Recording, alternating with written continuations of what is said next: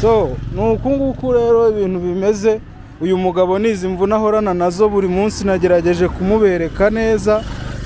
Uramubona kiriya gikapu kirengeje ibiro 30 uko mbikeka. Yambwiye ko ari ibiro 30 akeka, ariko birarenga kuko biraremereye. Urabibona nuko nawe ari umuntu w'umusore, ahubwo afite imbaraga, yakoze umwitozo. Naho ubundi ntago byoroshye. He carry a very huge bag. So ni imvune rero, urumva hari ibintu byinshi akeneye. Yiyemeje kugenda urugendo n'amaguru. Iyi niyo nkweto akoresha muri uru rugendo. Ugira imwe ugira nyinshi. Inkweto ndazifite, mfite imiguru 3 y'inkweto nini. Mfite izi ngizi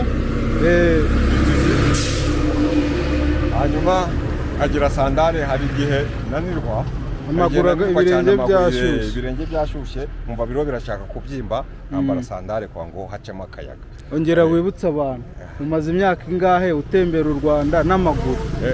Uyu mwaka ndimo no wa kabiri. Mu wa kabiri? Mwaka ndimo no wa kabiri. Umaze gutembera uturere 3? Maze hoya. Ntago waturangije ariko? Ntabwo ndaturangiza, ntabwo navango naraturangije. Ariko natangire mu karere ka Nyanza, za mu karere ka Ruhango, Muhanga, Kamonyi, Kicukiro, ejo bundi nari ndi muri Kacyiru. Mbere yuko nsubira nanone mu karere ka Nyanza, njya Karongi, njya Huye, mu karere ka Huye, mbonye n'undi muntu tuziranye aha ngaha.